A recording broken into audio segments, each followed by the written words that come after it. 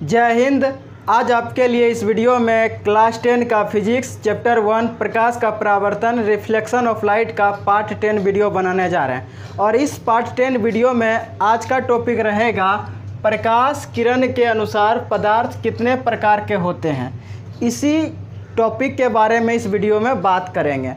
तो पहला क्वेश्चन क्या लिखें कि प्रकाश किरण के अनुसार पदार्थ कितने प्रकार के होते हैं। तो आंसर क्या लिखें कि प्रकाश किरण के अनुसार पदार्थ 3 प्रकार के होते हैं। कितने प्रकार के होते हैं? 3 प्रकार के होते हैं। पहला होता है पारदर्शी पदार्थ, जिसको इंग्लिश में बोलते हैं ट्रांसपेरेंट मटेरियल। क्या बोलते हैं? Transparent material. दूसरा क्या आता है? पारभासी पदार्थ, जिसको इंग्लिश में बोलते हैं ट्रांसलूसेंट मटेरियल। क्या बोलते हैं? Translucent material. और तीसरा जो होता है वो पारदर्शी पदार्थ, जिसको इंग्लिश में बोलते हैं ओपेक मटेरियल। क्या बोलते हैं? Opaque material. पारदर्शी पदार्थ के परिभाषा को समझते हैं। तो पारदर्शी पदार्थ किसे कहते हैं? तो पारदर्शी को यदि आप खंड करिएगा, पारदर्शी को यदि खंड करके देखा जाता है तो पार और दर्शी, ये 2 शब्द मिलकर क्या बनता है? पारदर्शी बनता है। तो पार का मतलब क्या हुआ? कोई भी पदार्थ या कोई भी ऐसा चीज़ जो कि आसानी से पार हो जाए। क्या पार हो जाए? प्रकाश की किरण पार हो जाए, उसी को क्या बोलेंगे हम? पारदर्शी पदार्थ कहेंगे। और दर्शी माने क्या होता है? देखना। दर्शी माने देखना। तो आंसर इसका क्या लिखें? पारदर्शी पदार्थ किसे कहते हैं? आंसर क्या लिखें कि वैसे पदार्थ जिनसे होकर प्रकाश की किरणें आसानी से पार कर जाता है, उसे पारदर्शी पदार्थ कहते हैं, ट्रांसपेरेंट मटेरियल कहते हैं। जैसे कांच, पानी, हवा आदि, ये तीनों जो है पारदर्शी पदार्थ का उदाहरण हो गया। आप लोग देखे होंगे साथियों कि जो कांच होता है, कांच से हम किसी भी वस्तु को आसानी से देख सकते हैं। जैसे कि हम जो चश्मा पहने हैं, ये दोनों साइड में क्या है? कांच है। तो इस कांच के सहायता से हम कोई भी वस्तु को आसानी से देख पा रहे हैं। इसी तरह से आप लोग देखे होंगे जब किसी गाड़ी में जब सवारी करते हैं तो उस गाड़ी में क्या लगल रहता है? कांच लगल रहता है, कांच। और जहाँ पर ड्राइवर जो है अपना गाड़ी को क्या करता है? चलाते रहता है, तो उस जगह पर भी बहुत बड़ा कांच लगल रहता है आगे में गाड़ी का। तो उस कांच वहाँ पर क्यों लगल रहता है? क्योंकि वह ड्राइवर क्या करता है? उस कांच की सहायता से कोई भी बड़ा से वस्तु को देख सकते हैं। इसलिए कांच क्या है? पारदर्शी पदार्थ है। और इनसे क्या होता है? प्रकाश की किरणें आसानी से पार हो जाती है। उसी तरह पानी हुआ, हवा हुआ, इन दोनों से भी प्रकाश की किरणें आसानी से पार हो जाते हैं। जब कोई भी तैराकी पानी में तैरते रहते हैं तो दूर साफ पानी जब रहता है तो दूर से ही दिखाई देता है कि उस पानी में कोई आदमी क्या हो रहा है? तैर रहा है। उसी तरह से हवा, यदि कोई वस्तु या कोई व्यक्ति हमारे दूर खड़े रहते हैं तो उन्हें हम क्या करते हैं? आसानी से देख पाते हैं। क्यों? बीच में हवा रहने के बावजूद भी देख पाते हैं। क्यों? क्योंकि हवा क्या है? पारदर्शी पदार्थ है।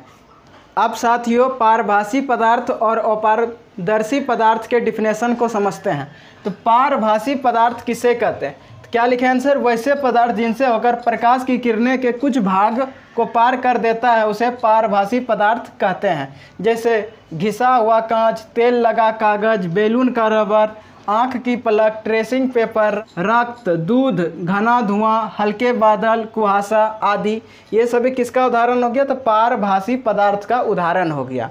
जब कोई भी बढ़िया सा कांच को जब इन आँखों से देखते हैं तो वह साफ से दिखाई देता है, यानी प्रकाश की किरणें पार हो रहा है आसानी से, तो वो तो हो गया पारदर्शी पदार्थ। जब वही कांच को जब आप ज़मीन पर पूरे तरह से घसड़ दीजिएगा तो घसड़ने के बाद क्या होगा कि प्रकाश की किरणें पार नहीं होगा पार, लेकिन पूरे रूप से नहीं होगा, कुछ ही भाग प्रकाश की किरणें पार होगा, तो वह पदार्थ क्या हो? पारभासी पदार्थ हो गया।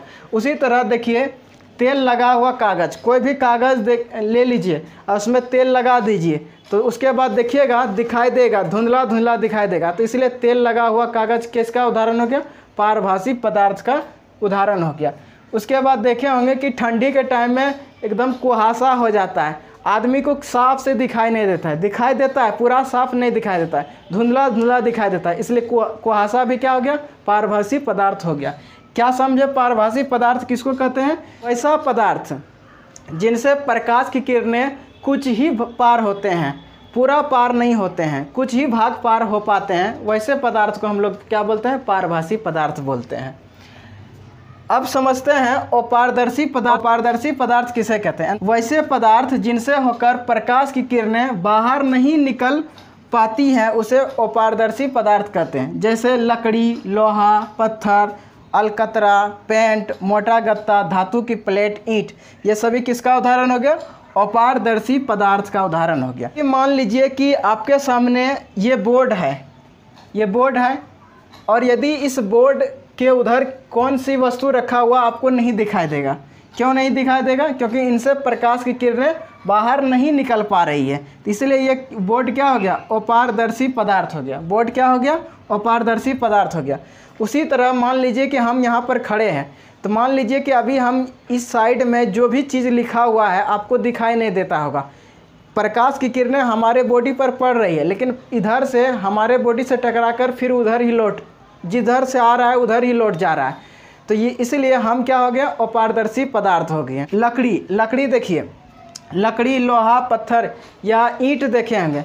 ईंट के सामने यदि टॉर्च जलाएंगे तो उधर से ईंट के आर पार प्रकाश की किरण नहीं हो पाएगा। तो यानी क्या समझे कि वैसे पदार्थ जिनसे होकर प्रकाश की किरणें बाहर नहीं निकल पाती है तो वह क्या हो गया? अपारदर्शी पदार्थ हो गया साथियों। क्या हो गया? अपारदर्शी पदार्थ हो गया। तो आई होप आपको आज का वीडियो समझ में अच्छी तरह से आ गया साथियों। इस वीडियो को देखने के लिए धन्यवाद।